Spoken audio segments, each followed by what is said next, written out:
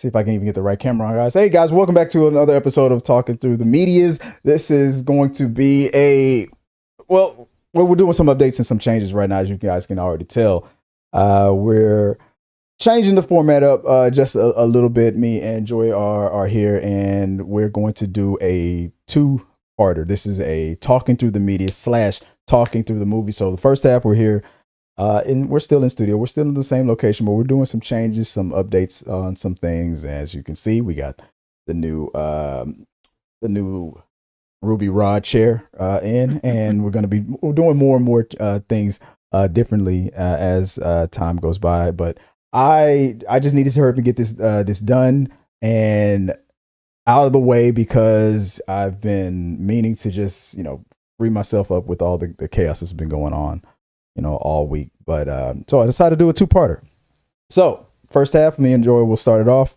The trending topic stuff, the Reddit stuff, the stuff that we normally talk about when it comes to entertainment side of it. Then we'll blend into some movie news, some TV talk, and Robert should be here. Robert Reed will be here to close it off with me on the more of the movie side of it. Like I said, this is a different type of show we're doing today, so I don't expect much interaction. I won't really be able to interact that much with people. I can't even see you, baby. Out there, you go, baby. You got a little going on over there. Well, I was not able to see the camera easily. It was a weird angle, so I had to fix myself. I'm the only one you're supposed to be focused on. But so we'll just get right into it. I was gonna start off with the main thing for the trending side of it is we don't normally go too political, but just to get it out of the way, me and you have been going through it. Us two lefties, as everybody knows, the presidential election is over and the choice has been made, and Donald Trump was reelected. Now, the thing that on the trending side of it is what I noticed was, and check this out, there you go. And what Nala has noticed is that a lot of people on the black community side of it, the black side of TikTok, or whatever you want to call it, have all been mostly in agreement of not just the black community, but a lot of the black community have been saying, that's it. We're done. And I have a little rant that I'm going to go into. I haven't done a rant over show in a while, but I'm bringing that back. So I'm going to do a quick little rant, a rant over show moment here. But just to get into it, since the election has ended and America's made their choice and Kamala lost the way she did, have you been noticing how the left has been in reaction to it? What is your thoughts on it? And what do you think about how the left has kind of reacted to it? I'm very disappointed, sad, discouraged. And most of the left is just like when your mom gets mad, you get what you get, and I don't want to hear about it. Yeah, but don't come crying later. I don't want to hear it. I don't want to hear it. Most of it that I've been seeing, I even made a post on my personal TikTok about it. How people are like, especially black people, are like, we're done, because a lot of people were upset with the fact that the Free Palestine movement, and we were all supposed to be allies on it. They asked the black community for support in that, which a lot of people did. And towards the end, once Kamala became the front runner, then it became we're going to campaign against her. And when I go on my little rant about it, I'm gonna tell you exactly why that was going on, what really was happening with that.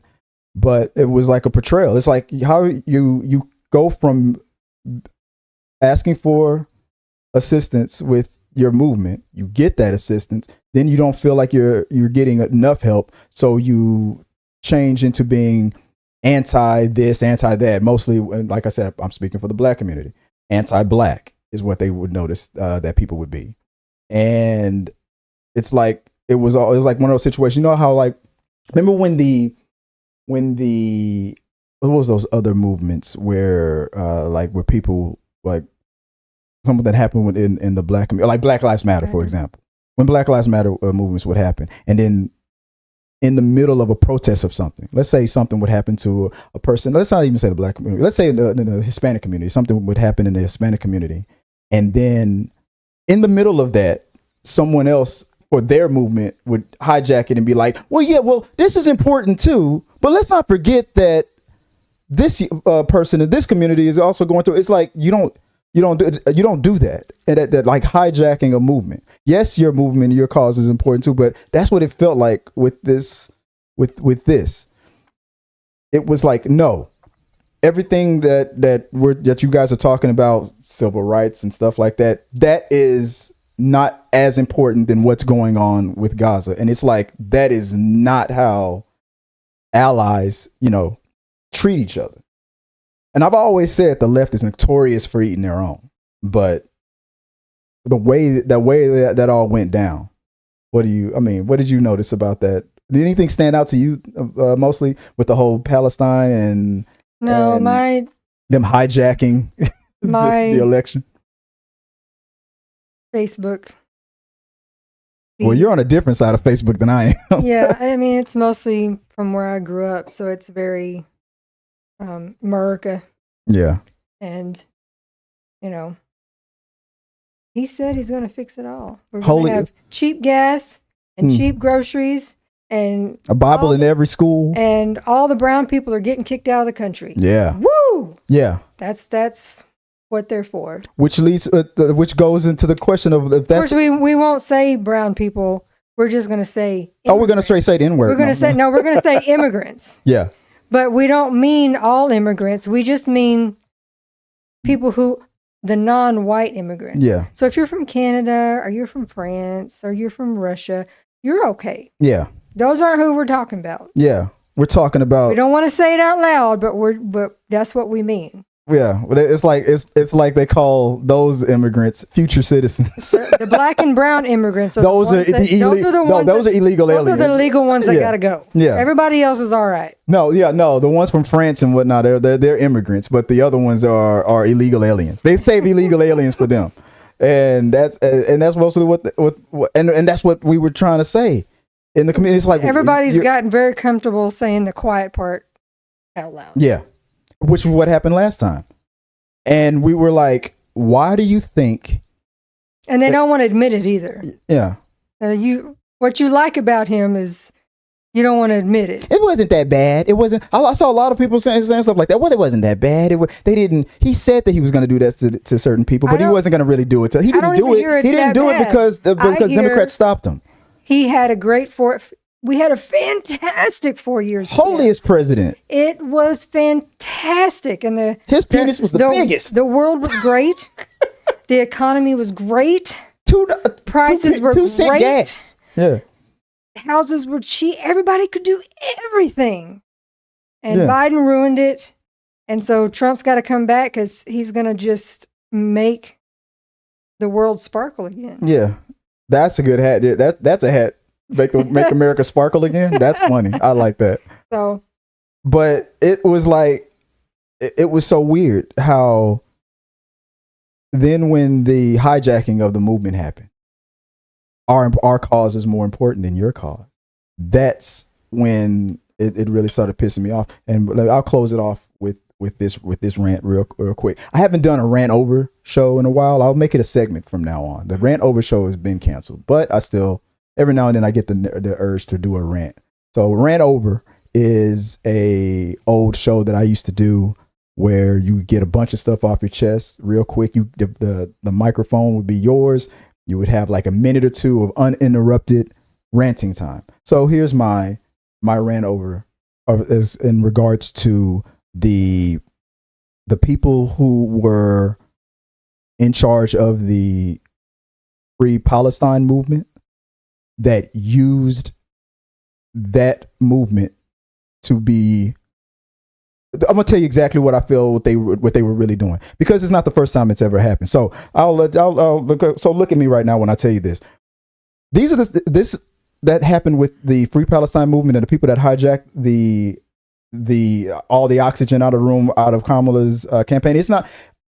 Maybe Kamala's loss was inevitable. Maybe after the attempt against Trump, that was it. Maybe it was Biden who. I'll agree with this. Maybe Biden didn't keep his campaign promise and step down soon enough. He should have did it. He should have announced that this was a one-term situation the day after he was elected, and gave Kamala 4 years to introduce herself to America. That's fine. But in the moment when the situation presented itself, when Biden finally stepped down, which nobody thought he was going to do, me and my wife, we agreed that there was no time for any another primary BS. We had to get the ball going. We had to get it going. And Biden stepped up and said, I'm stepping down, and she's I'm endorsing her. Boom. And then immediately the momentum, everything rose right after that. And then, she lost. Now, and before that loss, right before the loss, in the middle of her campaigning, the people of the Free Palestine movement were rising up saying, we're not going to support her because of, she's for, they use the G word. I'm not going to say it because these apps are really sensitive, and we're not going to support her. Okay, that's fine. But you actively told people to not support her. And then a lot of you, this Maya person on TikTok, was saying stuff like, if you support her, take that Palestine flag off of your page, which everybody in the black community, even they started becoming anti-black. Now, what they were really trying to do was they were trying to have leverage over Kamala Harris. They insisted that she was probably inevitable. They thought that she was going to win. The same mistake that they made with Hillary Clinton. They thought that she was inevitable and that she was going to win. The plan was they were going to have leverage over Kamala. Maybe she would win all the swing states, but if they could deny her Michigan, which was their plan, then they could send a message. She would get like 300 electoral college points and become the president of the United States, but lose Michigan, and then Kamala would be forced to listen to them. But that's not what happened. What happened? Everything that everybody else said was going to happen. You're going to make what happened in 2016 happen again. And it did. I still don't understand how Kamala Harris got more electoral college points than Hillary Clinton and lost the popular vote. It was weird. And then everybody in the on the Palestine movement that were against Kamala Harris and told people to campaign against her, say, don't vote for her, vote for Jill Stein. Jill Stein, a person who doesn't run for president unless a person of color or a woman is running for president. You notice how she didn't run for president when Biden was the nominee? Think about it. But when Kamala lost, a lot of people, like this Maya person on TikTok, went scrambling to their page. Don't blame us. Don't blame the Muslim. I'm not blaming the Muslims. What we're saying is you were looked at exactly like as if you were a Trump supporter. I don't care if your goal was to have leverage over Kamala Harris. You gambled, you lost. And now now people on TikTok trying to play these numbers game. Well, if all the Muslims in that community in Michigan would have voted for her, she still would have lost. We don't care. We do not care. You and your math. We do not care. You are on that side. And that's why it's funny how a lot of people are saying stuff like this divide between Trump supporters and liberals. No, they're not talking with each other anymore. There's friends I'm not talking to anymore. There's people I'm cutting out, going no contact. I'm not going. And then what was Kamala's campaign slogan? We're not going back. So what are we saying now? Good luck. Everything that since we're looking at you is the same as those supporters and what you went for. I hope you get exactly what you voted for is what a lot of people, we still empathize. I feel for you, but just because I empathize with you doesn't mean I'm going to get in line with you anymore. Nope. Your movement was more important than ours. And you said that to our face. So to your face, we're saying we're done. I saw another TikToker who was just like, people in her comments were like, and what if you're wrong? She said, you know what? If I'm wrong, I have no problem with that, because I'd much rather take the L of being wrong and saying, man, I'm so glad the world worked out so well, versus being right. I have no problem. I don't have a problem with being wrong. it's just not in his character. We're simply saying, okay, we'll see. We'll see. We'll see. And I don't want to hear the sad, You don't learn from those that don't learn from the past are doomed to what? Yeah, exactly. So yeah, don't want to hear it. I don't want to hear it either, because it's not going to play out that way, and they know it. And what before we move on to the next thing, the last thing before I end my rant, was it was real funny today. I saw that one of those leaders of that movement that campaigned against Harris got on CNN this morning and was like pleading with Joe Biden, before Trump gets in there, Joe Biden, can you please can you do something? Maybe he will, maybe he won't. But if he doesn't, you don't expect a lot of people. Don't expect a lot of Kamala supporters to push for it. Fantastic nominations of his. Oh yeah, because when Huckabee became the what was that, secretary of his cabinet's not a cabinet; it's a junk drawer. Yeah, that's what. When Mike Huckabee was put in there, that's a junk drawer, Secretary of Defense or something like that. It was everybody in that movement. They were like, "Ooh, we fucked up." And they know that, and they know it, because it's not looking good. He isn't even in the White House yet, and he's already putting the things that you were warned about in place. So you played the game. They tried to play it as we're going to have leverage over her when she becomes president. But he won again, and we told you that was possible. What could happen in 2016 was likely to happen again. And I don't care about your math. I don't care that the people you told not to vote for Kamala wasn't the number that she would have needed. Doesn't matter. You don't know if that movement pushed more people in all the other swing states to go second guess it and give them a reason, if they were already on the fence, to just go, oh, you know what, I'll just vote for Trump then. So you don't know. So all those people that are now going to beg and plead and ask for help and whatnot. No, black community especially. Well, I've been posted mine. I'm done. Ran over. All right. Moving on to another topic. I thought I saw some Reddit posts. I'll put it on you, babe. It was something interesting I caught, but I need to put it up real quick. Let me grab and go full screen. I don't know if you guys can still hear me. I stepped away from the microphone real quick, but I meant to do the whole graphics thing. I meant to have all this production and stuff, and I didn't have time. We're rushing right now. How much time do we got right now? How long has it been? 8:05. It's 8:05. So in about 15 minutes, Rob should show up. We're going to, like, in the next, we'll do one. I'll do one Reddit story. Hopefully it's still up on this page if this laptop doesn't die. Hopefully it's still there. And because it was a Reddit story. Yes, it's still here. Hope it doesn't refresh, because I liked what I saw. I'll give you a choice. There's two. Number one, because this is from Am I the Asshole subreddit.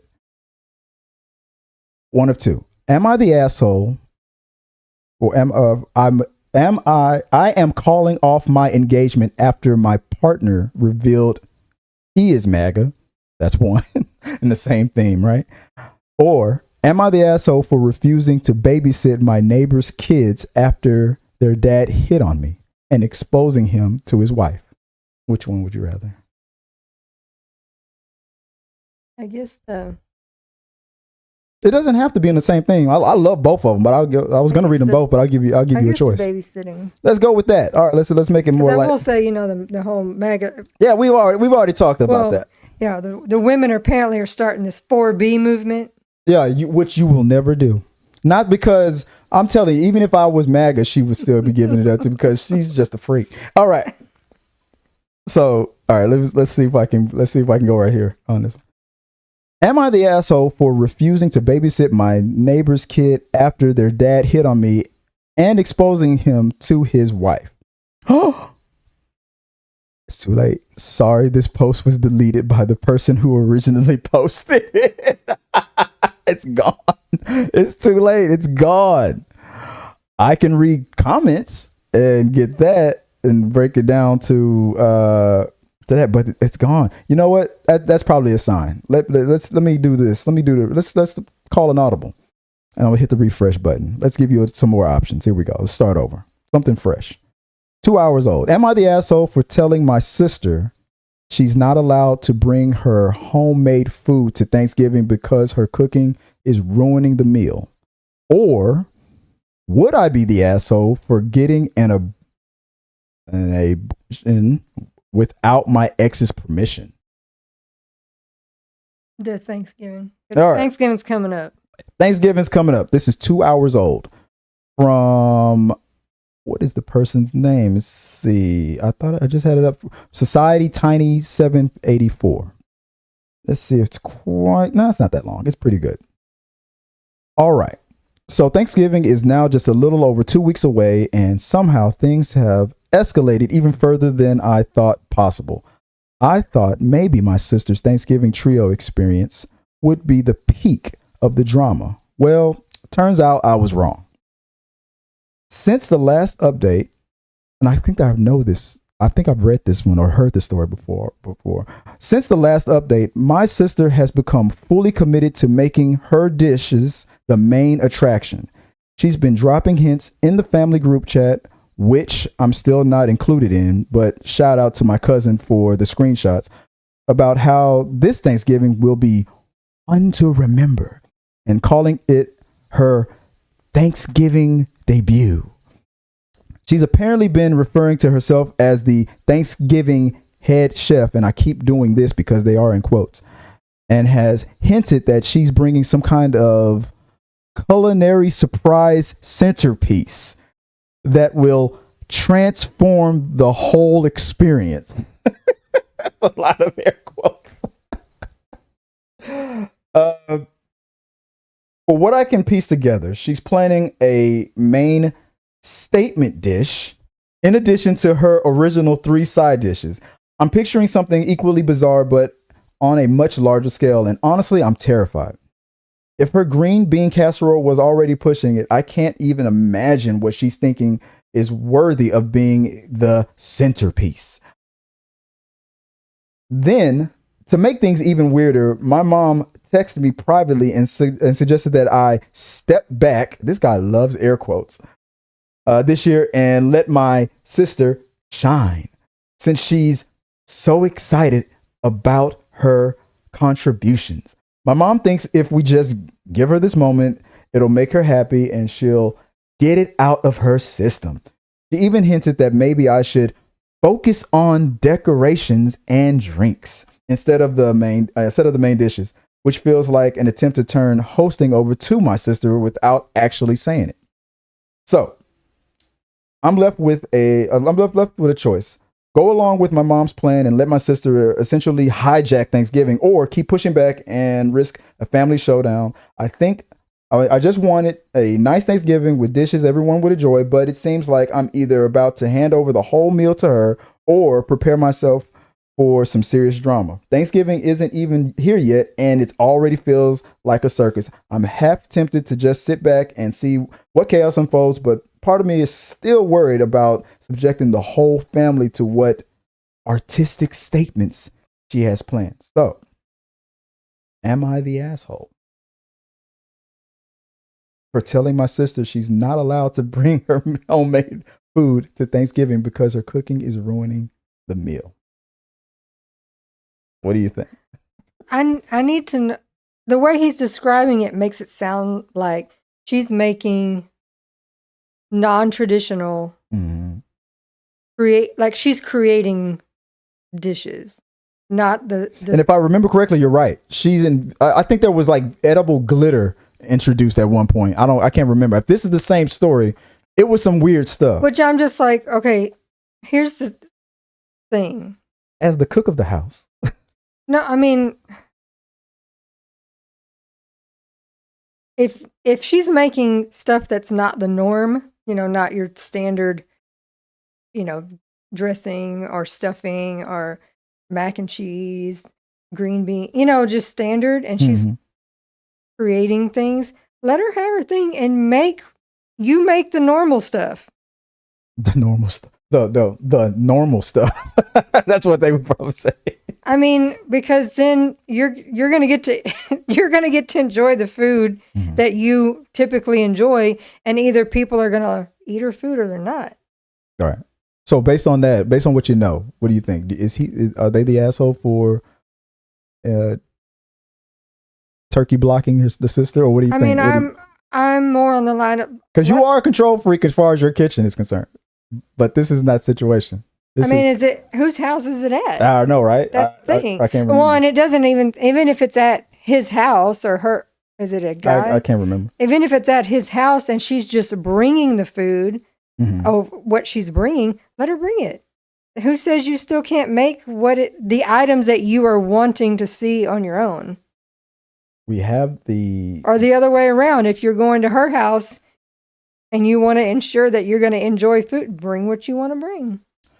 The top comment comes in from infamous Cash 9165 says, if your sister wants to host, she actually needs to host, not you doing all the work of hosting and her showing up with a 4 abominations against God. So I'm assuming the OP is the actual host, and sis just comes in and hijacks with, if I remember correctly, with their creativity.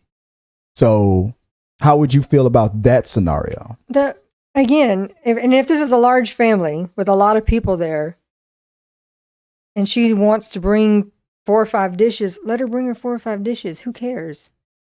You still make what you want to make, or what you would normally make, and hers just gets added into the mix. Because again, people are either going to look at it and go, I'm not eating that, or they're going to give it a try and be like, it was all right. Some people comment with that comment to that first comment, and it says, Castleless Boy Mom says, I'm thinking, hey sis, I don't want you to have to drag all those things over to my place after all the work you put in. And the risk that your masterpiece might get damaged on the way over isn't worth it. We should just do the whole thing at your place. Love you, bye. Would work best. And another Redditor comments onto that one and goes, or just say you can't. I got ants and have to fumigate. I cannot host. The way sister can't make OP clean, decorate, then clean again, and still try to be the spotlight. I guess they're coming up with clever ways to broach it or to say it without saying it. I always believe in brutal honesty. If that's how you feel, that's how you feel. If it's about hijacking Thanksgiving, I get it. But if it's not your house, or if they're the host, if they're hosting it, if you're both guests, if you're both going to someone else's, I don't know this. I can't remember the situation. That's what I'm saying. It all depends on whose house it is, who's cooking, who's hosting, all of that stuff. If you're wanting to do all this at my house, then no, I'm gonna say you're not gonna tell me what to do at my own house. Yeah. If you masterpiece be damned. If you would like to have all that going on, then we'll do it at your place. You can, and we'll all come over there. Decorate to your heart's content. I'll just make sure I bring my own. Make sure I bring something that I know I can eat. I think this is the same person I heard about before with like the edible glitter and stuff. Because somebody says, Hilda P13 says, but sparkly sweet potatoes. And then the next comment after that from Love My Furry Fam says, then the sister really should hold it in her own house instead of OP's house. Maybe everyone should prepare in case of food poisoning to lack of tasting the dish because of the unappealing smells. Guaranteed to ruin it for everyone because the sister is just not to the level as she imagined. If I remember correctly, she is not a good cook and she's getting worse after all these years of trying. And these things are getting weirder, more experimental, and worse. I was saying, when I was younger, our Thanksgivings were huge and out of town, and a lot of us brought. There were several of the same dish because there's so many people eating. Mm-hmm. So it was never a big deal that there's 2 different kinds of dressing or 3 different kinds, or there's 3 different sweet potato dishes, because there's a ton of people, like a ton.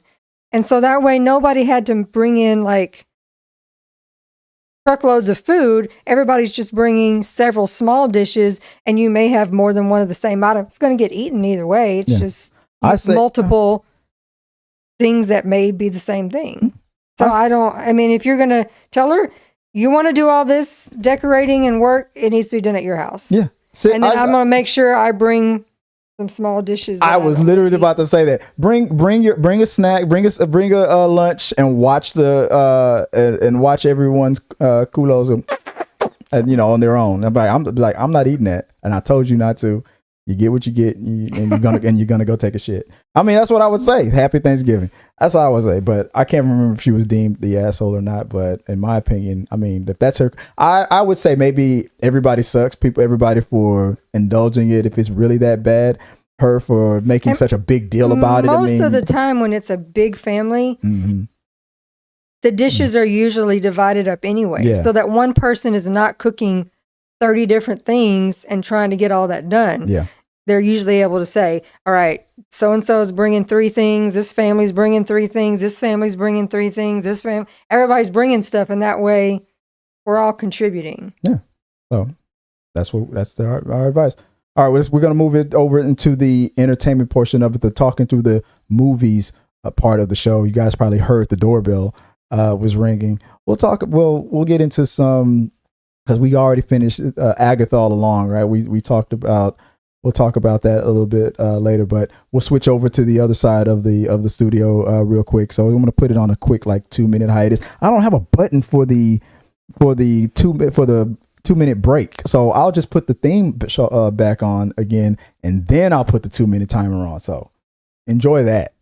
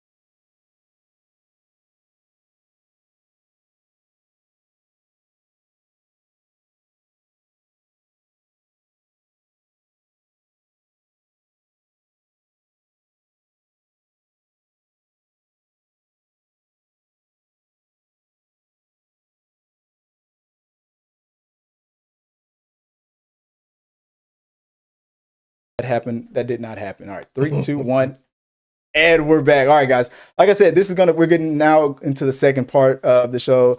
Like I said, it's like a double feature. This is T3 Medias and talking through the movies, talking through the medias, talking through the movies. Now we're going to get into the talking through the movies part of it, where we talk about the latest in the news of movies, TV, our latest things, all the topics that we want to talk about, and to give me a little time to set everything up. See, like how the camera's kind of a little bit off right there. You're not supposed to see that green screen. Pay no attention to the man behind the curtain. Robert is back in studio. He's here to help me out. You came up with a topic idea that you wanted to discuss, and I thought it was pretty good. If you don't mind, take the lead on that. Absolutely. And we'll talk about that. So I wanted to talk a little about the perceptions of what makes a movie a success and what what makes a movie a flop. The more I really dived into it, there's a lot of intricacies, from a company standpoint, what they call a success versus what us as a public calls a success is very, very different animals. They're looking at profit margin and marketability of intellectual property, where us as the consumer, in the market, we just like content. If it's our genre, or if it's all our content that we truly enjoy, that's if they succeed with that, and it matches what we have in our mind for this particular content, then and it's good acting, it's good content, good effects, then we're happy as a customer. But when you start looking at some of the companies like Disney and Disney Plus, when they start putting content on streaming, they have a little bit different gauge of what they consider to be a success. Until I started doing a little bit of research, I did not know how much money guys like Disney Plus and stuff make in residuals, in licensing of merchandise. So they are really willing to accept a loss from the expense that they have in production. Do you mean like with like the streaming services, like the way companies were willing to take a loss until they, I guess, figured it out? Like Max trying to mimic the success of Netflix, Disney Plus trying to mimic the success, taking losses until. And I heard that this year they're finally starting to make profit. I don't know if that was the area you're going to, or are you talking more of the theaters? Are you? That is definitely a part of it. Definitely a part of it. So they're looking to recoup, their money, but they're also making residuals off of advertisement. They're making residuals off of marketing items that really hits their bottom line in a different way.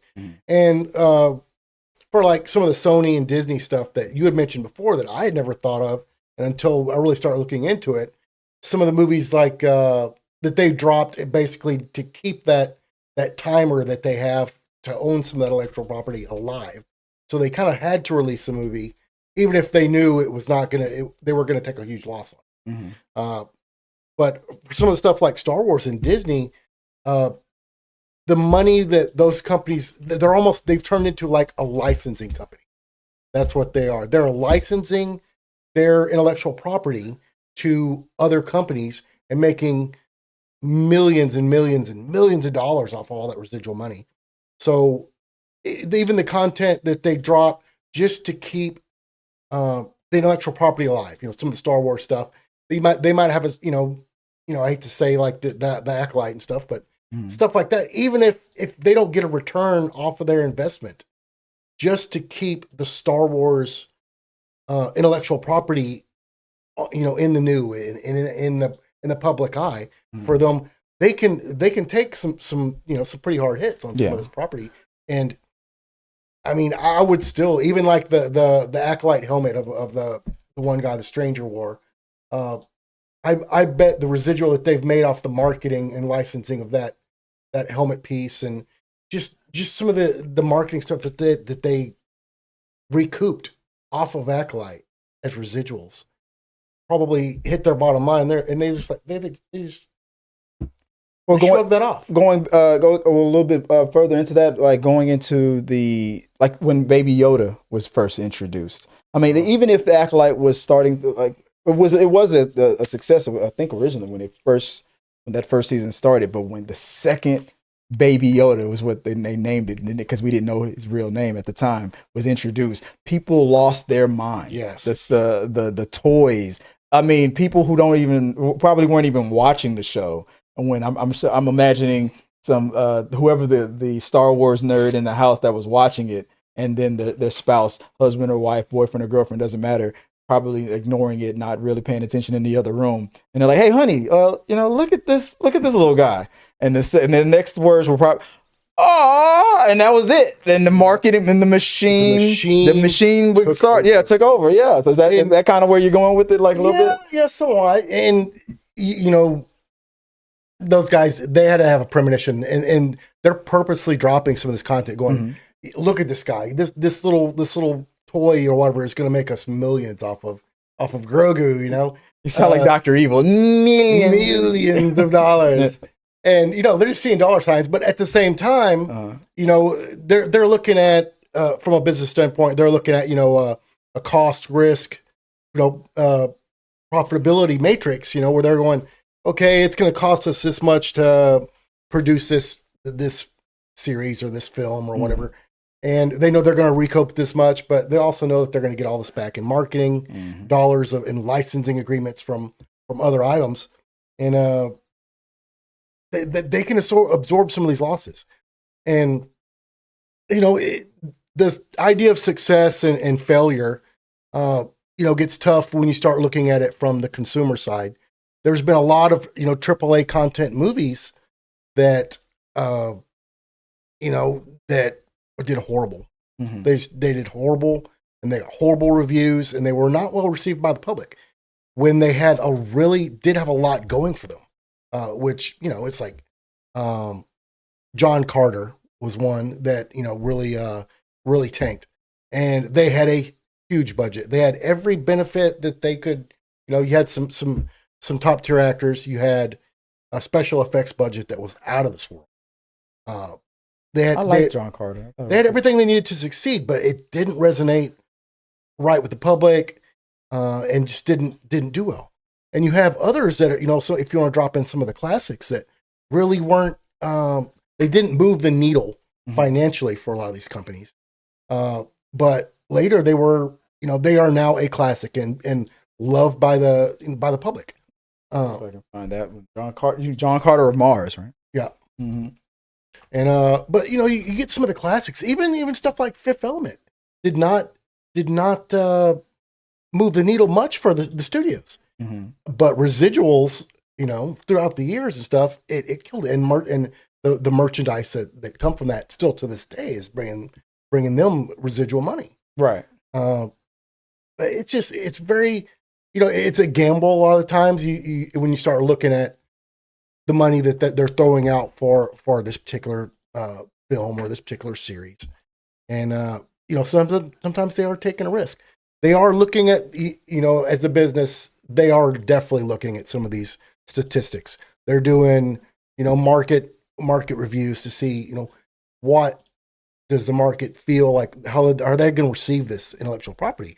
It's going to be popular. They'll do the public surveys and stuff like that. And then, you also have a lot of executives, and you also have a lot of influential people, like Elon Musk for Tesla stuff. If he wants to do something, he's not gonna ask public. Yeah, he's rich enough to not even ask permission. He's gonna make an executive decision. He's like, I want to make Skynet. I'm gonna make Skynet. Yeah. So that stuff happens in Disney, and you have seen that happen in some instances, and sometimes that's been rewarding.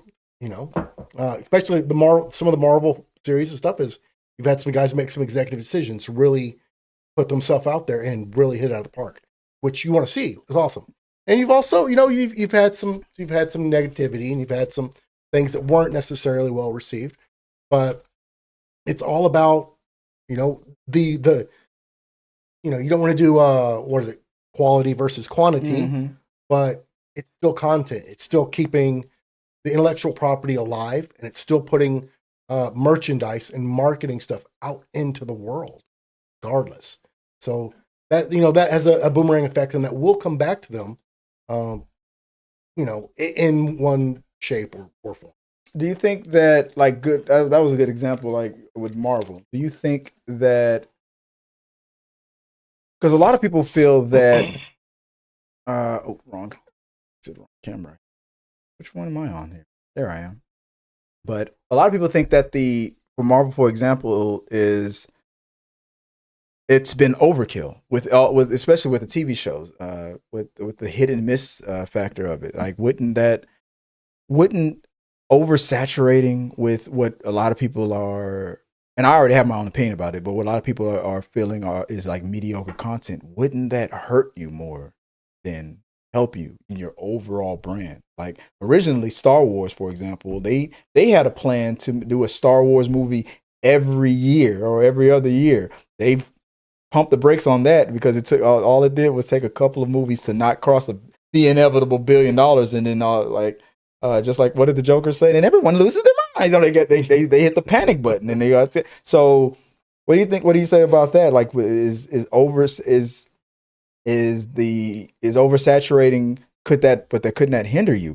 Mediocrity fatigue it could be setting in. Is it because I'm sure it could to an extent, but us as content viewers, we are pretty ravenous for content.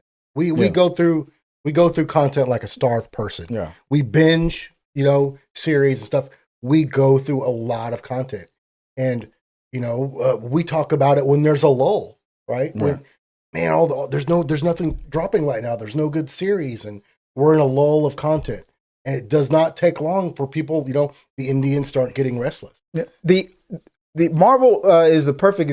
Star Wars is the perfect example of this because you see a lot of people constantly bitching about what they're getting when something from Star Wars drops, but like right now, let some years go by without anything new, and all of a sudden, when they're complaining about not getting anything at all. But when something drops, you attack it, and when nothing drops, you're like, "Where the hell is my content?" So it's like you're damned if you do and you're damned if you don't. So in regards to the machine, for like Star Wars, for example, that we need to feed and keep it cranking. What do you think if you were Bob Iger? And I'm sure you have him on speed dial. He's listening to every suggestion that you're making out there. What do you do? What do you do for all the people who, no matter what you come out with, you're gonna get attacked? It's too woke. It's too this. I don't like the fact that a girl has a lightsaber. Whatever the issue is. But then you go 3 years without dropping anything. It's like, where's my damn Star? So it's like, what do you want? Like, how would you solve that problem? That conundrum? Being the old classic adage of the show must go on, right? Yeah. So you just keep going. You as a company, you have to keep producing product. Mm-hmm. You have to always be working. There's no pause to to revenue generation and to productivity as a business standpoint. You pause, you die. Mm-hmm. It costs more money to sit stagnant than it does to expend money for future resources. We used to, and I agree with you on that, because we used to champion people for what we used to say it all the time: take a risk, take a chance. It might not work out, but you took the chance. Maybe The Force Awakens and the Rise of Skywalker and all that stuff. Maybe it wasn't the best move, but I would rather that than like 15 years, 20 years of nothing. Like I'm sorry. As much as I love Star Wars, I can't go another 30 years. Remember the time between episode, what was it? Episode 4, 5, was it 4, 5? We began with episode 4. Yeah, 4, 5, and 6. Between episode 6 and then when we got episode 1, remember all that time that it took, and then for 9, 8, 9, and 10 or whatever it was. I don't want to go 30 years without something new, and we're going to be having the same conversation about the blue milk and what Luke and his uncle and the aunt. I don't want to keep having that same old Tatooine conversation. Star Wars is so big. I want to expand. I love the fact that the Mandalorian came out there. As much shit that Kathleen Kennedy is getting from on the producer side, and a lot of it is well deserved. But if it wasn't for her, we wouldn't have the Mandalorian. She greenlit that. It was her call. She greenlit Andor. She greenlit those things. As much shit that she gets and deserves for a lot of things, she made a lot of great choices. And I'm like, just like what you're saying, cranking it out, getting it out there. I feel like they're learning. This goes back to when Bob Chapek was in charge. When Bob Chapek took over, it was about content, but they sacrificed quality. Now that Bob Iger's back, I feel like the quality is back, and I feel like Star Wars and MCU, they're finally getting back into what made let's make Marvel great again. I guess that's the best way I could put it. I feel like that's what they're doing, but that's just me. I don't know. What do you think about that? I mean, yeah, you definitely can see there's been some changes, and some shifting of what they want to do, but ultimately, I mean, I think that just you keep on chugging along, and there is a bit of a you get a learning curve, right? Mm-hmm. When your public's desires and your public's demands are changing of content, you have to change and you have to grow with it. Right. And in doing that, you got to find the right formula. If your old formula is no longer working, you got to find a new formula. So when you're doing that, you got to put some tests out there and see how the market responds and how the public absorbs that content. I think some of they've definitely had some upsets where some of the previous, let's say, formulas that they put in place, that they expected to be a huge success, the public had changed. The want, the need, the ask from the public had they had a different expectation or a bigger expectation, and they had to do a rapid switch to adjust to that. Yeah. But I think ultimately, if you look at the success, I mean, what would you say some of the more successful intellectual properties have been? The biggest one. I mean, recently today, or overall, in the past, let's do a 10-year. Mm-hmm. In the past 10 years, what would you say has been hugely successful intellectual? In the past 10 years, I mean, Marvel, I guess that would be the MCU. I mean, they're the number one studio out there. I mean, they're almost averaging $1 billion per movie. I would think them but I think the number one the number one property. What's the? I'm gonna stumble on the word. Intellectual property? What is it? Is if I'm not mistaken, it's Pokemon. But that's technically the correct answer. I think that's the number one property, if I'm not mistaken, but I feel like this is a trick question, and you're setting me up. Just the one that pops into my mind is Harry Potter. Yeah. And look to see what type. And they're coming up with a new series, right? Yeah. Look at the past 10 years, the juggernaut of marketing and of merchandise revenue that they have brought in over the past 10 years, and they haven't been that much content that they've dropped over the past 10 years. Yeah, that's just been little touches. When did the last movie drop? It hadn't been in 10 years, but I think it's pretty close. Well, right? Screw the last movie. Remember when that video game came out? I mean, like it was years. It was years after a movie since a movie has come out, and then the second they sprinkled that game out, it was like the magic was back again. So I'll agree with you on that. Say what you will about the Harry Potter world. The second that game dropped, it was like the magic was back. Everybody was buzzing, and they were like, give me more of this Harry Potter. So I'm very curious what's going to happen when that series drops later on, because we haven't had a Harry Potter movie in a while. The books were like in the 90s and the early 2000s. The movies came out. They were a big hit. It's been years since the last movie. The video game came out. People went crazy. Play like the Beast. What was it? Fantastic Beast and that. Let's do. I heard that was Harry Potter. Yeah, I mean that's still the same intellectual property. But when that video game came out, it was like everybody went crazy. So I'm very curious on how people are going to act when that even right series now comes out. Well, we were in Austin for a wedding this last weekend, and coming back, they're having that Harry Potter haunted forest experience up there. Yeah. That's still a huge draw. Dude, I'm thinking about getting those wands here in the studio here. My wife is at Universal right now, and I can guarantee you, she is at Harry Potter Land. Right.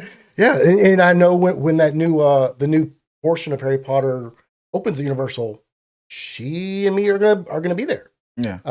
And that's keeping that intellectual property alive and keeping it on. It's the it's on the tip of the tongue. Everybody's talking about it. It makes it through the social media. It makes it through that media juggernaut, and stays relevant. And with that relevancy of that intellectual property, that's dollar sign. Yeah, dude. Todd McFarlane. Let me see if I can work on. I'm gonna work on this. Oh, there we go. Todd McFarlane said it a long time ago. Remember, he was talking about Spawn. He's like, hey, why? I mean, you're making so much money with the Spawn. Let me fix this right here. The Spawn comic book. Why do you want to make a movie? He was like, because he knew. He said the big screen, the movie screen or silver screen, whatever you want to call it. All it is just a big giant T-shirt. It's just the way to get the property out there. I'm like, yeah, okay, I got the #1 comic book. Okay, now what? Put it on that giant screen with that what he called a moving T-shirt. And that way you get it out there, because the more people, because there's millions of people, there's way more people who don't buy comic books. Yeah, I got the #1 comic book, but there's a lot of people, there's way more people who would rather see a movie versus buying a comic book. So get my property out there. So the more you expand and whatnot, whether it's video games, whether it's movies, whether it's, you're right. I agree. It's just, and we got what we just call the machine. Once the corporate overlords, once they got their grips on you, they'll find ways to get their properties out to you. Yeah, one way or the other. The licensing dollars for intellectual property and just intellectual content in general. I was, until I started getting into an industry that dealt with that, I was completely unprepared for the cost and expense when you start learning what it takes to bring a product to market. And everyone, you have to pay your piece of the pie to pay for licensing, even for stuff like Bluetooth and stuff. So it is a it's its own industry. You almost it is truly its own industry. You almost sound like Michael Douglas when he's like, greed is good, like all like Wall Street. You almost sound like you're making like a Wall Street pitch right here.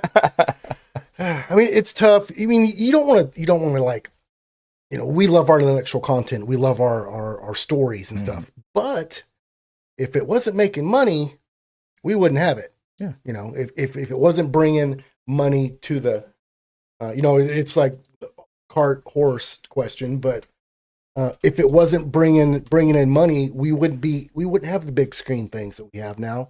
We wouldn't have them in quite as much luster, and it wouldn't be as big and as exposed as what we have. Catch-22. Yeah. You want the content, you pay for it. Yeah. As the great DJ Quick said, if it doesn't make dollars, it doesn't make sense. So there you go. Little hip hop lesson there. Very true. But I once agree. Yeah, thanks, man. That is a topic that we got to dive into more. We should probably do more of a deep dive in, because I like the way you worded it when you text me about it, the Matrix, about the whole thing. It's very, I mean, it can get super, super deep. Yeah. To think of all of the different angles that the companies look at when trying to put something in front of a customer. Yeah. But it must be nice, of course, to have that type of budget for people and have that many bodies that you can throw at a problem to work towards resolution. So I'm looking to go back to college and go back to school for a marketing degree. So hopefully I'll be able to give more of a better insight into what it all means later on, because I'm definitely going back to school for marketing. And I definitely, hopefully, I'll be edgy. I'll act all snooty about it. Well, Rob, I'll tell you exactly what the Matrix says about this. As Professor, Smith told me yesterday in class. So hopefully, because I definitely plan to be that pompous about it when I'm done. Knowledge is power. Knowledge is power. It's funny. It makes me laugh that you think that you have a grasp on the reality of marketing. But let me tell you exactly what I learned yesterday. But let's let us know what you guys think about this topic that we're talking about here. Chime in, comment below if you're watching this after this is live and whatnot, because I'm going to segmentize this. And let us know what you guys think. As I always say, let's keep talking. All right.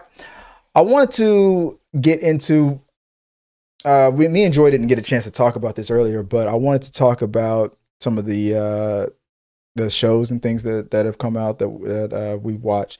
I think you said you haven't caught up to everything on Penguin, so we won't go on to Penguin, but you caught up to Agatha. Yep. So we'll get into that. But before we get into that, I wanted to talk a little bit about this. I think is it this weekend that The Rock's new movie with Chris Evans is was it Red One? Is that coming out this weekend? I believe it's or is it already out? I'm seeing stuff for it drop on TV, so it's either out or about to be. That's the sad thing about it. That's when you know that there's something wrong with their marketing campaign. I don't even know when this damn movie is coming out, but the reviews and everything that's coming out already is not looking promising. They look like they are struggling, and I don't know. Oh look, I got this all wrong. So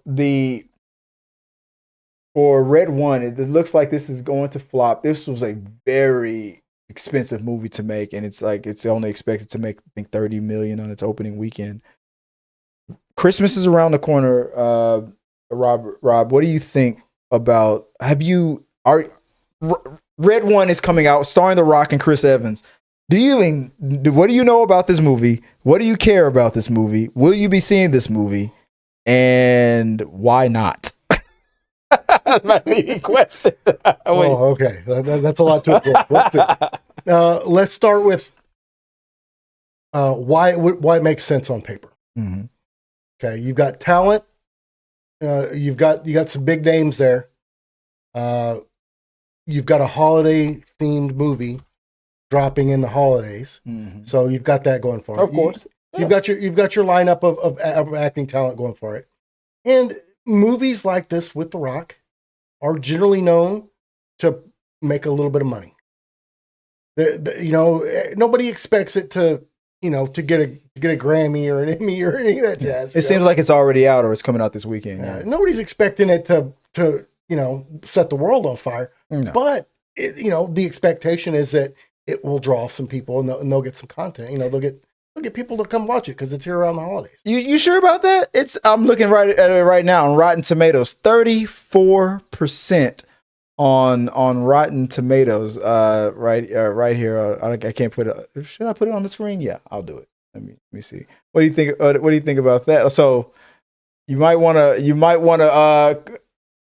I don't know. After seeing that, now what do you think? Well, the thing is, I probably wouldn't go to the theaters to see this because it's not my particular cup of tea. Right.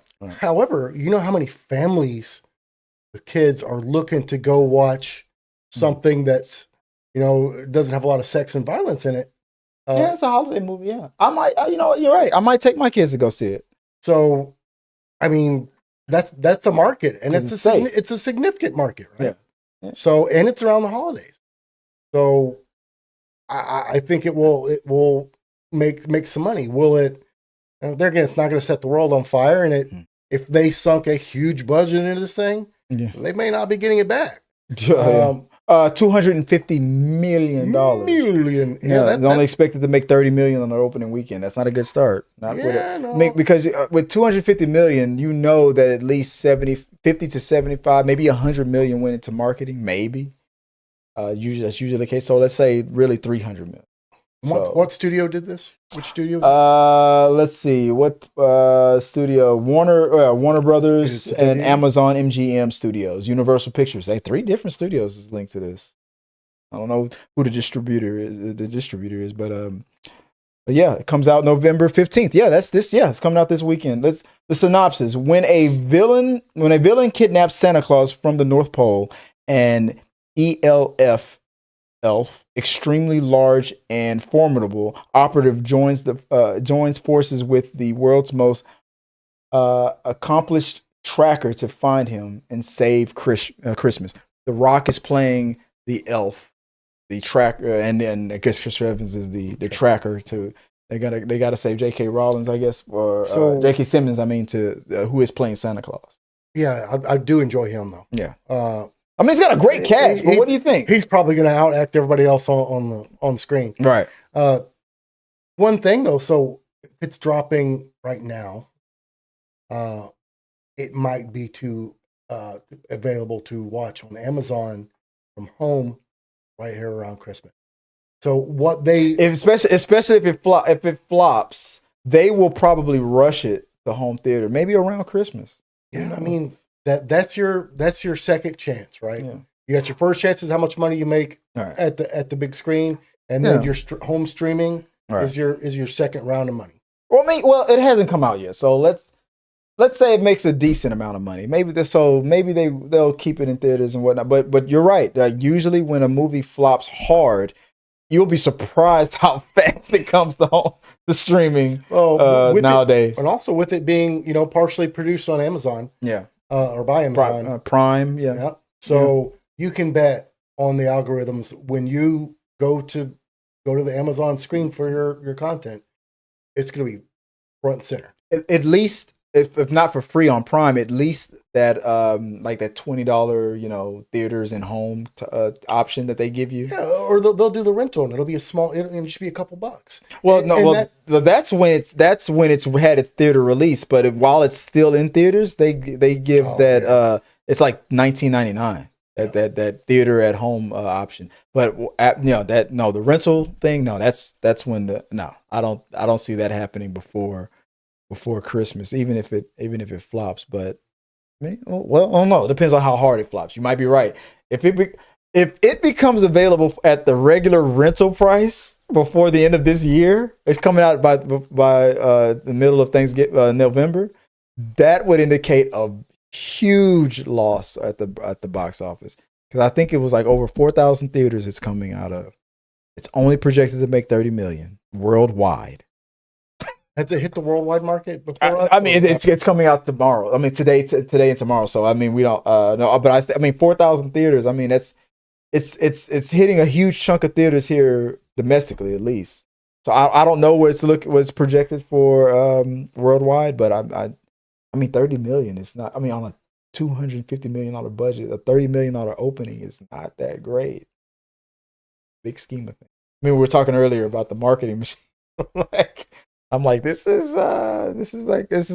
could be a disaster. It's on a flop path. I don't know. I mean, see, we've had some zingers here lately. Mm-hmm. I mean, the Joker movie tanked really bad.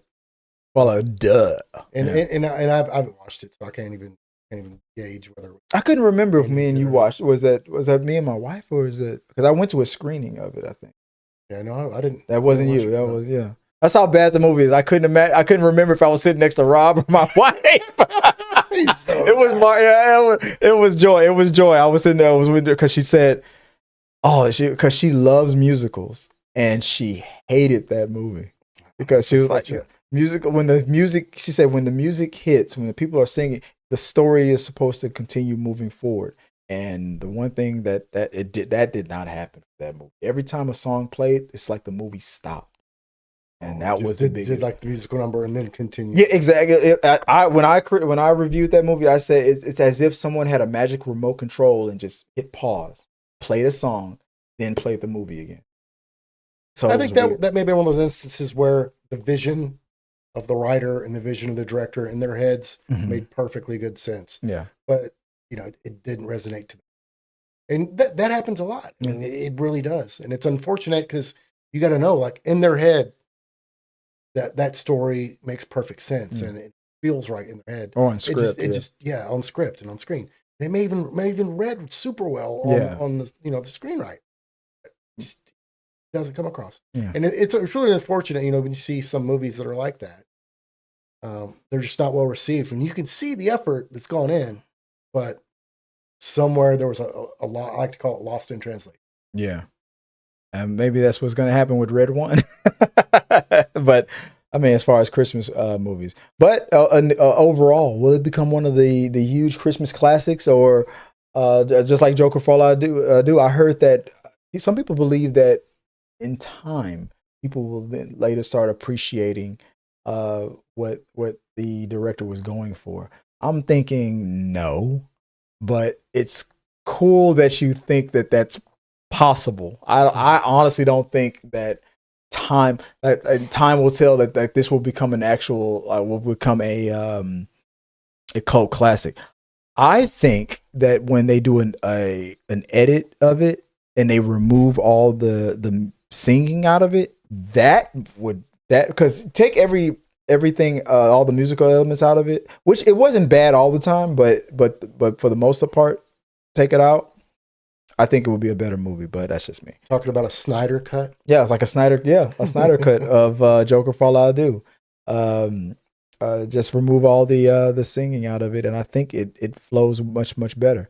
Hey, no risk, no reward. But let us know what you guys think. I know we were on Red One. Let us know what you guys think about Red One. Are you gonna go check that out? Let us know what you guys think about Joker for All I Do. I always love hearing your thoughts on that. What's another thing before I know we already I've been streaming this for over an hour now, but it's I know on this part of it for the movie, talk to the movies. Now let's move on to some TV.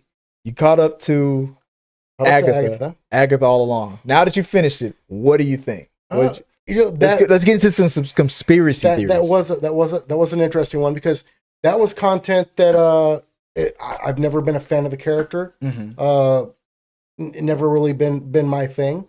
But I gave it a chance and I watched it, and it had some interesting parts, even despite not being my particular cup of tea. Did you like WandaVision? So I wasn't like super blown away by WandaVision. But that explains it. It wasn't your like you said your cup of tea. But they did have some really interesting character moments. Mm-hmm. And some interesting visual stuff. I did like Lady Death. I thought. Aubrey Plaza. Everybody loves Aubrey Plaza. Really good. And even the actress that played Agatha, she did Catherine Hahn. Yeah. Yeah, she did really well. Yeah. I mean, for her role, I enjoyed it very much. You could just see her acting talent bleeding through that when it was kind of like a.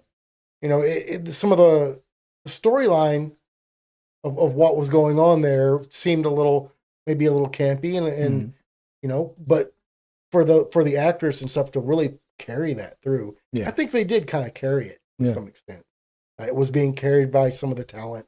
Maybe the storyline wasn't super groundbreaking, but it was definitely carried by some of the talent of the team. And visually, it was it had a lot of really neat moments visually. I like the fact that it was the way you can.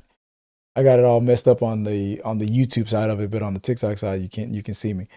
I like the fact that it brought back what happened with Agatha with WandaVision. How when WandaVision first came out, one of the things that made that show so great was that every week people were like curious. Like of what's going on, like the what was it like Mephisto and the mystery behind it, and I was afraid that magic was not gonna ever be duplicated ever again.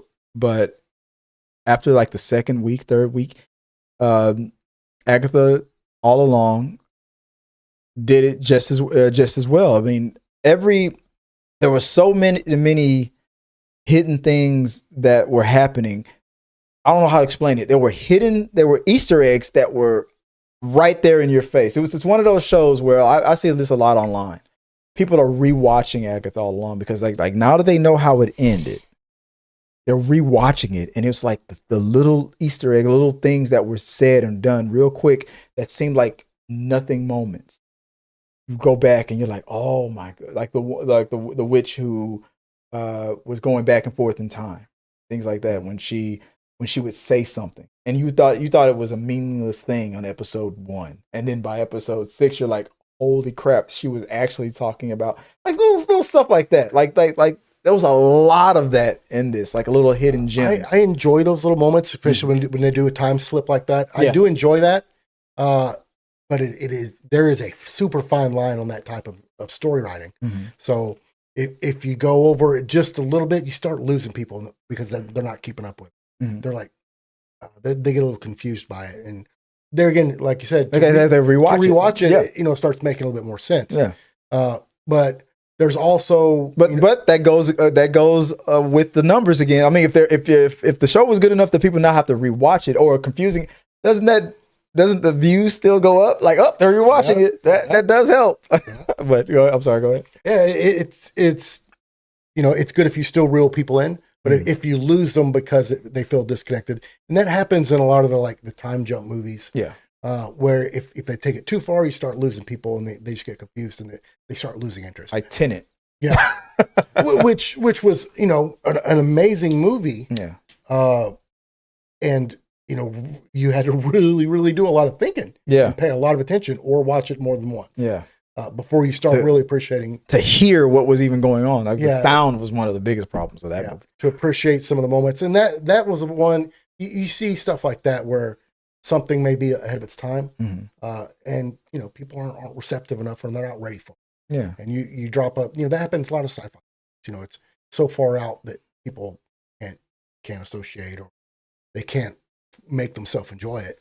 And then later they're like, when they think about it. yeah, like, and this is actually kind of, when they get another perspective or something, like, oh wow, I didn't think about that. And I think that's what happened with Agatha. I think once, like, depending on the topic, like for example, Scarlet Witch. Do you think now that this is that this means that that at least there's a chance that Scarlet Witch Olsen can come back? Is there an opening? You think they're heading that's inevitably where we're heading, or that now that there's with the success of all this that they at least should think about it, or for the Avengers movies or whatever? I don't think they're gonna bring her back as a character, but I think you will definitely see her face again. Mm-hmm. Like in the Avengers movies, like in the Secret Wars or something like that. Would you want the MCU's Scarlet Witch to return, or would you want them to, like, I guess, bring another variant of her, like the variant that she used in of Madness? Was it Doctor Strange Multiverse of Madness? Remember when she possessed another version of herself? Yeah, I mean, what if they brought her? You could. I don't think they're going to bring a major character of her back to be in the roster. I think if she shows back up, she's going to be. It'll be some like cameo style moments, really, or a briefer moment of one of her variants or something like that. But I do think. So you think moving forward, like, do you think that they'll focus more on Wiccan, the Sun, versus Scarlet Witch, and since their powers are kind of similar? What makes sense for you? What would you rather? I think dropping her in as a small cameo or something, or her having her pop in for a meaningful moment is right up the right up the playbook. On the big screen or the small screen, what would you rather? You could pull it off for either with her character. Yeah. You could absolutely pull it off for either. I think if they're looking to pull some newer generation in to, Young Avengers and stuff like that, then yeah, you need to start pulling Wiccan into some. What are the odds? What do you think? We got Wiccan, we got the new Hawkeye, we've got Scarlet Witch's little sister now. What do you think the chances? We got Ironheart, we got baby T'Challa. What do you think the chances are now of a Young Avengers? Would you want that? And would you want it on the big screen or on Disney Plus? Young Avengers. That's the conundrum. That is a conundrum. So I think it's important to keep your actors and your talent fresh. So you've got to keep bringing in young talent, developing young talent. Mm-hmm. But at the same time, you can't just start a whole new roster. You've got to slowly assimilate those new members and bring them up the way it makes sense, like they did with Spider-Man. Yeah. And I think that would be the more successful. If you were to drop a smaller, younger Avengers group and an outing, then I do think you're going to make it just that younger group. I think you put it on streaming. Yeah, I agree. Yeah, I feel like Young Avengers. Yeah, I'd rather see that in streaming. I think it makes sense. Kind of do a little what's the word I'm trying to look Soft for? start. Soft, yes, a soft start, soft launch, warming the public up to the idea. Because you never know, it could be a hit. I mean, I honestly did not think that Agatha All Along would be where everything is going with Agatha. With Disney Plus, with how I thought it was the recipe for being attacked for, especially being a mostly female cast. I thought it was going to be attacked for being, just only for girls or whatever. I thought it was gonna, but I was so shocked by like week 2, by week 3. I'm sure the typical players out there, your geeks and gamers and whatnot, those guys that just want to bash on things just because, no matter what.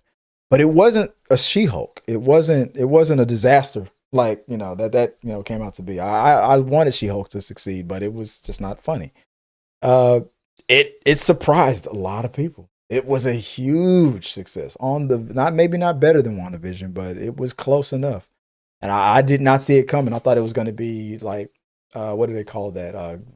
Critic bombed or whatever. I thought it was going to be, but it seemed like everybody was on. They couldn't deny it was. If you go back and look at the early posts, I bashed it in the beginning. You thought it wasn't. You didn't think it was. I didn't think it was going to be a well hit at all. Yeah.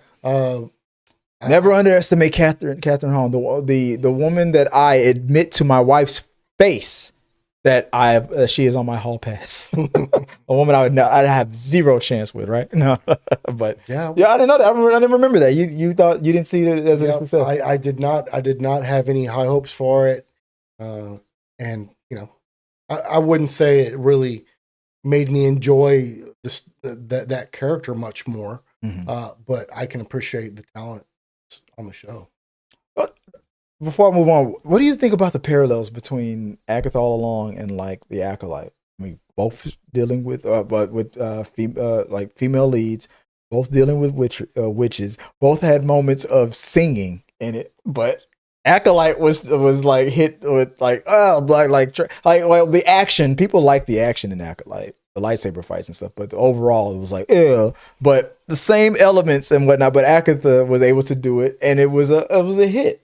And there was no lightsabers in Agatha, but it was a hit. So what do you think about that?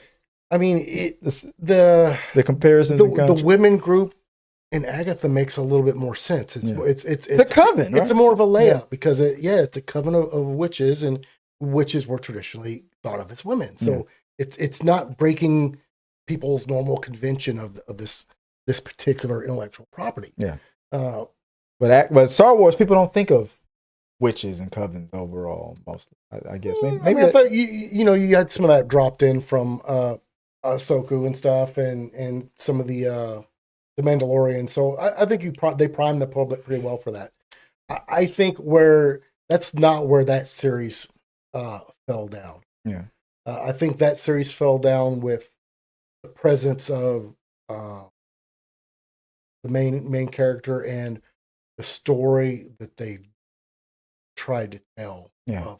Also, just like Agatha, also dealing with twins, and when thinking one was dead and all that. Just like it's weird. I'm gonna have to do a side by side comparison. It's weird how similar little bits of little nuggets from each are, and how the public, and they both came out the same year.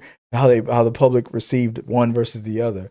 But I will admit that Agatha, in my opinion, was far superior. It was better done.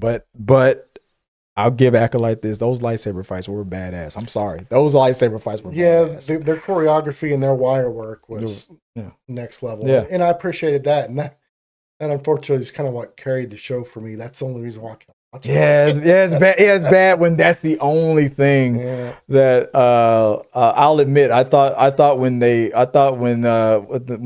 main bad guy took his helmet off and when all the in the water thing, I was thinking, oh, here we go. Watch, Sith Daddy is gonna be a hashtag now. Watch, but even that didn't happen. Really, not really. It didn't. Nothing really. You heard a little bit of people talking about it, and like drooling, and over the and they deserve that. There's women Star Wars is fans, sexy, right? So we with Ahsoka, we got a lot of attention to some of the bodies of some of those characters. Yeah. I think it's completely fair. In the Ahsoka series, you mean? Or? Yeah. Oh yeah. Rosario Dawson though. I mean, come on. Yeah, they showed off some of their they had some good rear end shots. Yeah, on there, and some good fan service, right? but and I think that they, it's completely reasonable and fair, and they should have that for women as well, or anyone who likes the content of the guy, whatever. It's perfectly fair and it makes perfectly good sense. No one should be getting twisted about that as being, unfair or unnatural. the Sith daddy. That's what I call him. But yeah, but well, everybody knows how I feel about Catherine Hahn. That's like I said, that's my anything she's in, I love. She's funny as hell to me. I love it.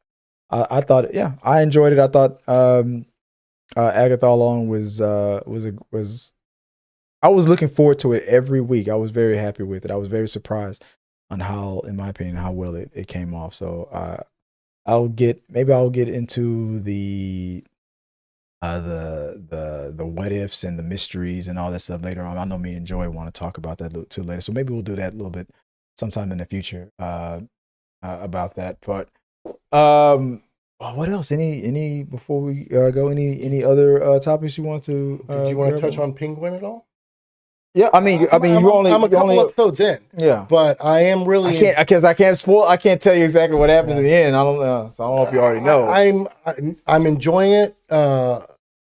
I really like that they've really sold the feel of that world. When you say a couple episodes, how many are you exactly? 4 in. Okay. So in that case, I'll ask you this: from where you are right now, see, I expected Colin Farrell. Is it Farrell? Is it Colin Farrell? I don't know. I expected him to obviously, carry the show on his back. I thought, he was going to be the best part of it. I was surprised by like episode 1, by episode 2 and 3, when I started saying to myself, "Oh, what's her name that's playing? Falcone's daughter?" I'm conflicted on who is the best character. She's got some chops. Yeah. So where are you on that? Like who's carrying this show? Or do you think they're equal? What do you think? Or is it not fair to even compare the two? I mean, she is absolutely carrying her weight and then some. Yeah. But no, Colin Farrell still the. For you, the main. He's still the big penguin. Yeah. I was by episode 2 or 3. That's where I was. I was like, "Ooh, no!" And like now, it's the way her character. She has a great bullshit detector, and it was only sharpened after her run in Arkham Asylum, and like when she first comes, I mean, she immediately was not trying to hear any of Penguin's BS, and it was surprising how then when I think by the episode that you might be on, then all of a sudden Penguin was still able to talk her down a little bit and get on her good side. So it was. I was like, then I was disappointed on that, but and I know you're not there yet, but stick around. All I'll say is that BS detector, it's still intact. Like, you will be shocked about what you're about to see. By episode, I think there was only 8 episodes in this series, this season. It's supposed to be a limited season, but I have a funny feeling that they're either going to make a Penguin season 2, or because I'm hearing that they're thinking of doing another season of a different for Joker or another character, and just in the same universe and whatnot. But by the end, what you're about to see, the back and forth, when you start diving deep into these characters, why Penguin is the way he is, why Falcone is the way she is, what really happened, and when because there's some flashbacks you're about to get, and you are not ready for what you're about to see. Every episode, I was thinking, how can they top what they just showed us? And they did it every episode. And then you're worried, damn, can they stick the landing at the end? And damn it, they did. You are not ready. I was not ready. Even at the very last 5 minutes of the show, I can't tell you, I was not ready for what I saw. And the acting, the character development, what's her name is playing Falcon. It's the surprises will not stop. Just when you think they can't top it, it will beat you over the head. So I'm kind of envious of you now of what you're going through now. I wish I could experience it. They're definitely nailing a lot of things. So the feel of that world, the feel of Gotham, yeah. They've got it. You know, that dark, seedy feel, they've got it nailed. And it's a real feel. It feels like you're watching some of the old, the old mobster, the old gangster movie, Sopranos, Godfather kind of. And all the characters, everyone feels very well rounded. Who's the director? Is it Matt Reeves? Is that who did the Batman? Is that him? Or I don't know. I forgot. Same thing. They nailed the same feel in the Batman of like making it all the characters feel so completely realistic and so natural that Matt Reeves, that they make perfect sense. Yeah. You know, normally your BS meter will go off in your head like this character doesn't seem realistic or whatever. This is another one where these characters make perfect sense. The way they're portrayed, the way that the actors are bringing them on screen, and the way they're presented on the screen. Your brain just says, this is this guy. This is how this person should feel. This is how they would react. Everything makes perfect sense, which is great writing to begin with. And then the execution from directing and the actors, it shows on screen what they are trying to portray. And man, they're just killing it. I mean, even with a character like a henchman type character like Victor that he takes under his wing I'm blown away about how the based on the character development. I don't know if you've gotten to the flashback part of it for his story yet, but they give you more about like where he came from, his family, things like that in the future. They do such a good job of making every character who in any typical Batman comic book or movie or whatever, this would be a punch him in the face, don't even think about him again type of a character. Victor would be a guy that Batman would have punched in the face and not even thought about, later. You wouldn't even care. But the fact that we're getting these great backstories, or what we talked about with Gotham, I think Matt Reeves, I'm gonna say this, out of all the Batman movies and all the TV shows, besides the animated series, and the comic book, obviously, I think Matt Reeves' version of Gotham City is the best version of Gotham we've ever had.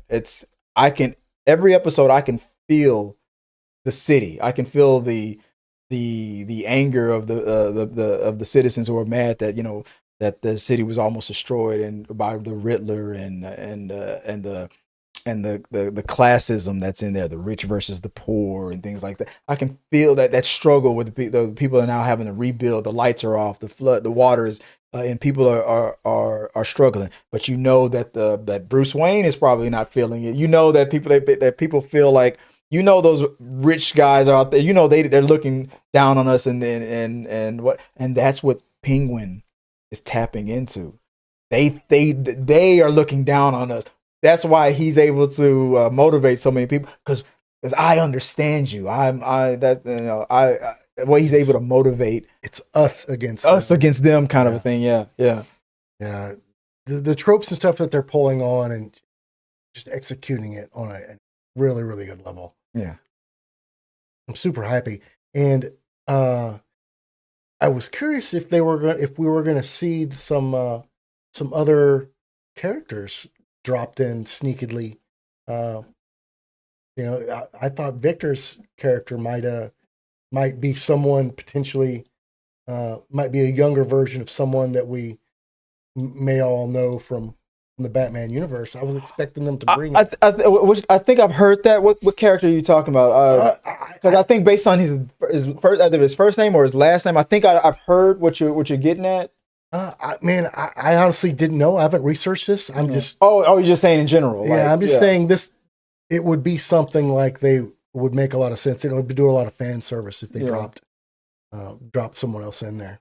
Like the only Victor I know of is like, isn't there a Victor Zaz or something like that, or is there a character named? Am I remembering that correctly? I'm trying to remember what was happening in Gotham and the old TV series Gotham, but I'll say, I'm not gonna spoil it for you. I'll say maybe, maybe. You're gonna get people like what people were wondering, like, will we see like a Batman or any hints of him or talks about him? I think the way they executed it was perfect. This was a series about the Penguin. They mainly keep it focused on the Penguin, just like the Batman was about the Batman. It's I think the way they just focused on the fact that Penguin is he's not an anti-hero. He's not a misunderstood gangster who really loves, his city, and that Batman really shouldn't be punching him in the face because he's misunderstood. No, this is a TV series about a villainous asshole, and they will not let you forget that. Every episode, even though you're gonna see things where he's like, I love my mom, and I'm trying to motivate these people to get my city back, and after the flood, get the lights on and stuff like that. He's doing things that you're going to seem like, oh, that's what a good person would do. He's going to remind you in every episode that you're going to see. You've already seen what he's capable of. Don't get it twisted. By episode 4, episode 5, 6, especially 7, and then 8, you're going to be reminded that he is the Penguin, and he deserves every punch in the face that Batman gives him in the future or in every comic book issue that you ever. He is going to remind you of that, and that's what I love. That's what I really love about this show, is the fact that they're never BSing the audience and going, oh, he's a misunderstood, hero with a heart of gold, and they're like, no, Tony Soprano on steroids, and that's what makes the character a little bit more grounded. That's a little more realistic for humanity. So I really am glad that they're portraying that type of feel for the character. It makes it's kind of a unique turn, a unique twist from what you're expecting. And especially with him being able to kill it. What track are you on now? Like how fast are you getting through an episode? Are you doing like 2 episodes a day, or one a day, or what pace are you on right now? When I can sit down and watch one, I could generally get a couple of episodes. Do you think by next week you'll be done? Maybe not. Maybe. With the wife being at Universal, have a little bit more free time. So yeah. I know we got work in the way and things like that. We got the day jobs and whatnot. I'm very curious because I want to circle back on this because I got to get your opinion on after you finish episode 8. I hope you don't get spoiled on it, but once you finish it, I'm really curious on how you're gonna feel. and talking to others, talking to a lot of people that weren't necessarily big and fans or whatever, got this show will even if you don't want to watch a Batman movie, this is the type of show that if you like gangster movies, if you love The Sopranos, you don't even. That's the one thing I like about this version of the Batman. Even The Dark Knight, it feels like a true crime show. Yes, it's this world, and even The Dark Knight in a way kind of did it. You could have. If Batman in The Dark Knight, Heath Ledger's The Dark Knight, that movie still worked without Batman at all. It was really a cop story of a cop trying to get this maniac, off the streets and under control, who was really terrorizing the city. Batman even really, honestly, you could have plucked Batman out of there. It could have been a Jim Gordon movie. It was a cop, but the Batman, and especially the Penguin, obviously the Penguin, does a even better job of that. If you were watching this show and you didn't know that it was even anywhere linked to the Batman, it would just be a great like Soprano, like a gangster mobster type or crime thriller type show. It's 100% that. you wouldn't even from obviously from episode 1, and that's the only spoiler I'll give you, from episode 1 to the end. You can go, you can watch everything, and you would still, if you didn't know anything about Batman at all, you would be like, you wouldn't even think this was a comic related to a comic book. That they focused on the Penguin, they focused on the city, and they kept it grounded to that. And I think that's one of the things that great. Even just the filters that they're using for the scenes, the color filters, and the the backdrop scenes and stuff. I mean, you can almost smell it. Yeah, you can smell Gotham, right? So yeah, they definitely. That's when you know Gotham is its own character in a way. Yeah, it's that's when you know that they're really someone is doing their homework. Yeah, and really, because that tone, really selling it. Because I mean, you instantly are not distracted by the environment. The environment makes perfect sense. Yeah, all the characters feel like they live in the environment, and it adds to the feature instead of taking away. This is, in my opinion, it's the best iteration of Gotham City. Every whether it's from, even if it's from the situation when Bruce Wayne and his mother and father were leaving the theater and then getting caught in that alley, versus the comic book of No Man's Land, when guess what, an earthquake destroys the city and things like Gotham City. If there was a textbook definition of what makes Gotham City, I think Matt Reeves in this universe that he created nailed it perfectly. Whatever that tech, like from this point on, when I think of Gotham City, I'm gonna envision these scenes that I'm seeing from the Penguin, from the Batman movie. It used to be the animated series. It used to be The Dark Knight. Now I think Matt Reeves has created something, and I don't need a Superman. I don't need to see any of that stuff, and I hope I never do. I think he's nailed it with. I think it carries enough weight with Gotham. I now wish that the old Gotham TV show. Did you ever watch that? Did you ever watch Gotham, the TV show that was on Fox? No, I didn't, actually. I've seen clips and stuff from it, but no, I never actually watched it. Season 1, watch that season, got it. And then when they started to act, when they feel like, oh, it's not enough Batman in this, that's when they made their mistake, because that's not what they promised you. It was a Jim Gordon focused before dealing with Gotham City before Batman came into pick. Everybody was okay seeing a young Riddler or a young this person or that person before they actually became the Riddler or that character. But then towards the end, when they started turning those characters into who they are, or without a real Batman, then it was like, okay, now it's getting it. So season 1, maybe season 1 and season 2, it almost grabs exactly what Matt Reeves is doing here with the Penguin and whatnot. So I have a question. If you were to see a clip of Penguin now from this, say 12, 13 years ago, I wouldn't even know that was Colin Farrell. That was like, would anyone have been able to convince you that that's Colin? No, nobody. No, when I saw the makeup on him when they were promoting the Batman, nobody believed. Nobody was like, "What? There's no way." He was able to. I think I've heard he was able to go like shop and go out of the studio and do something. Nobody knew. They just thought it was a guy. It was a guy with a big. I feel like that Tony Soprano is what they were going for. What was the gentleman who played? What was his name again? The man who played Tony Soprano. I feel like if he was still alive, he'd probably be the Penguin. I feel like that's what they were going for. I don't know, man. I think Colin Farrell killed this. Yeah, he's a solid actor and has been for a long time. But this was another level to be able to be in prosthetics, pull this